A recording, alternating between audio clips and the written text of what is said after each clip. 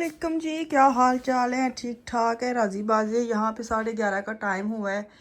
मेरी ना ये जो ड्रीमी मशीन है ना, ये वाली, ये जो मशीन लेके आई थी मैं, ये वाली, ये इसकी ना ये लिक्विड ख़त्म हो गया। ਇਹ ਮਸ਼ੀਨ ਦੇ ਵਿੱਚ ਹੀ ਆਇਆ ਸੀ। ਹੁਣ ਉਹ ਬਾਰ-ਬਾਰ ਮੈਂ ਸਫਾਈ ਕਰਨੀ ਆ ਤੇ ਬੋਲਦੀ ਹੈ ਕਿ ਲਿਕਵਿਡ ਪਾ ਵਿੱਚ।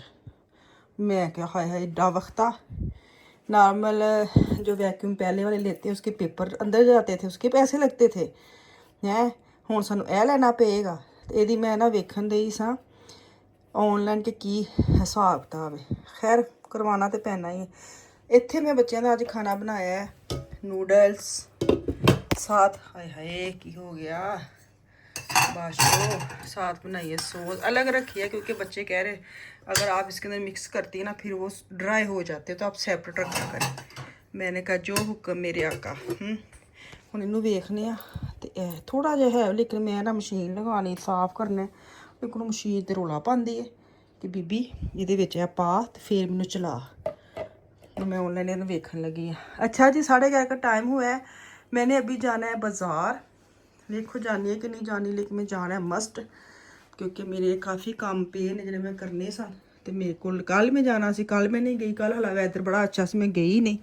तो अज मैनू जाना पैना है क्योंकि मैं बैंक जाना। बैंक वाले ने मैनू बुलाया किसी काम, तो जो मैं अगे अगे पाई जाती है। तो खैर उन्होंने कहते जो मर्जी आ जा है, मशीन चलाई नहीं, मैं स्प्रे डाल के चीज़ें डाल गई हूँ और चलाई नहीं है। चले जी, क्योंकि मशीन तो चलनी मस्ट है ना, डेली मशीन ना चले जन साड़ा खाना ना बने तो गुजारा नहीं। मशीन डेली ना चले तो साड़ा गुजारा नहीं। एक पूरा भरागा मैं ला के रखे सुक्कियां दा स्टैंड बाहर रखे। मैं क्या बस तू तो अद्धा घंटा रेस्ट कर, असीं दोबारा आने वापस है। तो एडा खुश हो गई ना कि तेनों असीं फ्री करता। चले जी कपड़े तय करें, कपड़े तय करके तो काम नबेड़े और बाकी के करें स्टार्ट। अस्सलाम वालेकुम जी। यहाँ पे जो कपड़े थे ना सोफ़े के ऊपर, उसको मैंने तय करके टोकरी में रख दिया। अगर आपका ऊपर नीचे वाला घर है ना तो फिर थोड़ा सा आपको पता है स्टेप बाय स्टेप चलना पड़ता है। पहले कपड़े सूखने के लिए डालने हैं, फिर टोकरी में डालने हैं, फिर टोकरी ऊपर जानी है, फिर टोकरी के अंदर से निकाल के उनकी अलमारी में शिफ्ट करना है। 3-4 स्टेप लग जाते हैं। यहाँ पे मैं बैंक में आई थी। पहले मैंने सोचा शहर जाती हूँ, वहाँ पे मुझे काम है स्पारका से में, और इस बैंक में भी जाना था। करना कि एक जिंद दुख हज़ार लेकिन यहाँ का मैंने काम ख़त्म कर लिया। अब जो स्पारका से वाला वो मैं सिटी में जाऊँगी इंशाल्लाह ताला। आज ही मैंने जाना है। तो मैं यहाँ पे भागी भागी आई हूँ रोज़मान में यहाँ पे, क्योंकि जो टैबलेट थी वो ख़त्म हुई पड़ी हैं बर्तन धोने वाले। और सेकंड जो है ना वो लेनी थी शैम्पू के साथ उसका हेयर मास्क, वो ख़त्म हुआ था। मैंने कहा चलो मैं यहाँ बैंक में तो आई हूँ, ए भी 1-2 काम ज़रूरी कर ही जावा, नहीं तो बच्चों मैं जो भेजने ना कोई चीज़ लैन 2 यूरो की चीज़ है 10 यूरो ताड़े पक्के गायब। तो मैं बेहतर यही फैसला किया कि मैं तू जाते हैं शैम्पू वगैरह लैके जावा। नहीं तो यकीन करे सारा दिन इतने ज़्यादा पैसे लेके जाते हैं। एक चीज़ 2 यूरो 3 यूरो की आती है और मेरे से 10 यूरो लेके जाते हैं।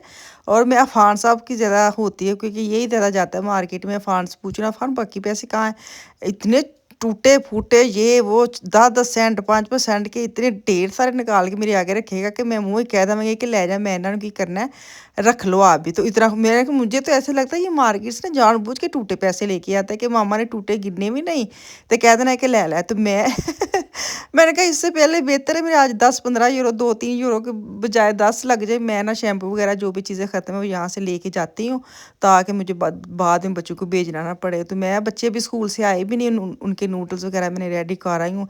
अभी अपने लिए खाना नहीं बनाया है। मेरा सा क्यों रुकन दिया है की गल हुई समझ नहीं आ रही क्या हो रहा है। अब तो रोज़ा भी नहीं है रोज़े में चटके लग रहे हैं, रोज़े में चटके लगते हैं, ये अब क्यों लग रहे हैं, समझ से बाहर है। लेकिन चलो कोई गल नहीं, रोज़ा ना भी होए तो फिर कदी कदी हो ही जाता। अच्छा जी मैं हजे रोज़मान विच सा, मेरे मियाँ जी का फोन आ गया कि मेरे लिए नाश्ता बना दे। मैं बस 15 मिनट च पहुँच रहा तो मेरे को 15 मिनट बाकी ने। बंदा पूछे सुबह ही फोन कर दो कि मैं इतने बजे आ रहा हूँ इतने बजे। लेकिन वही गल कि उन्होंने जो टाइम इन्होंने उदो ही कहना भी। तो मैं क्या चलो दाल मैंने बनाई थी रात को, बड़ा इतना दिल किया चने की दाल और चावल बनाऊँ क्योंकि कल पिज़्ज़ा बनाया है ना। तो पिज़्ज़े के बाद ना वो सानू आदत नहीं ना है, जिन्नी देर असीं अपनी देसी चीज़ा ना खाओ सानू मज़ा नहीं आता। मैंने साथ ही चने की दाल भी बना ली थी, भुनी हुई दाल, इतनी भी भुनी नहीं थी लेकिन जो चावलों के साथ भी चले, क्योंकि मेरे मियाँ को ना दाल चावल इतने पसंद नहीं है तो वो चलो रोटी के साथ खा लेंगे। तो मैंने रात वाली दाल बाहर निकाली। आज मैंने काला जोड़ा पाया चिकनकारी का निकाल के मैंने कहा मीडियम सा मौसम है ना, तो मीडियम से कपड़े निकालती हूँ, जैसे मिडल मिडल मौसम का है।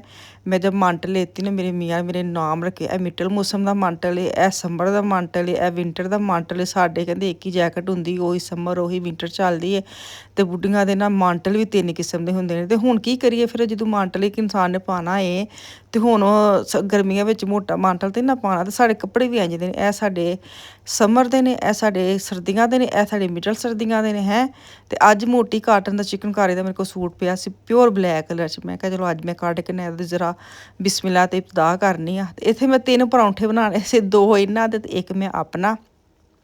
ਬੱਚਿਆਂ ਦਾ ਮੈਂ ਕਿਹਾ ਖਾਣਾ ਬਣਿਆ। ਚੋ ਮੈਨੂੰ ਲੱਗਦਾ ਕਿ ਅਸੀਂ ਸ਼ਾਇਦ ਸ਼ਾਮ ਨੂੰ ਜਾ ਕੇ ਵੀ ਹੀ ਕੁਛ ਖਾਣਾ है, क्योंकि बेटा जो है ना वो कल इंशाल्लाह वापस आएगा। तो कल मैं प्रॉपर उसके लिए उसकी मर्ज़ी की कड़ी, दाल, आलू गोश्त इस तरह की कुछ चीज़ें बनाऊंगी जो उसको पसंद है। तो आज मैंने कहा चलो अब दोपहर का टाइम है, तकरीबन 12:30 का टाइम है, 12:45 का टाइम है। तो अभी ये नाश्ता कर लेते हैं। तो तुम्हें पता पराठे खा लो तो फिर शाम तक भूख नहीं लगती। तो मैंने भी सोचा कि पराठे खिला के इनको तो मैं शहर आराम से जाके फिर सकती हूँ। पीछे ये नहीं है कि भूख लगी है भूख लगी है, बच्चों का बना के जा रही हूँ। बच्चे आराम से पीछे से अपना खाना खाते रहेंगे। आज मैं फिर तुर के आना ही आना है। मैं पूरी ईद भी नहीं गई, बच्चे ने कोई चीज़ लेनी नहीं सी, तो इसलिए मैं निकली नहीं है।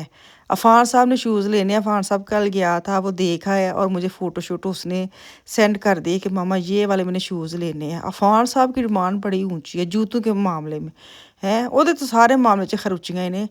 जूतों के मामले में मेरा बेटा भी कॉम्प्रोमाइज़ नहीं करता बड़ा, और कपड़ों का इतना नोटिस लेता नहीं है। तो अफान साहब तो हर मामले में ना ऊँचियाँ हवावां च रहता है। तो अभी जो कल उसने मुझे शूज़ की पिक्चर भेजी है ना, तो मैंने कहा अभी मैं देख के आती हूँ ना कितने की प्राइस है। प्राइस हाई लेवल की जो मेन होती है ना, प्राइस हाई जितनी होती है उसकी मुझे बिग सेंड आई है कि ये वाले मैंने शूज़ लेने हैं, और उसकी जो प्राइस है वो 150+ है। मैं कहा बल्ले भाई हद नहीं मुकी है।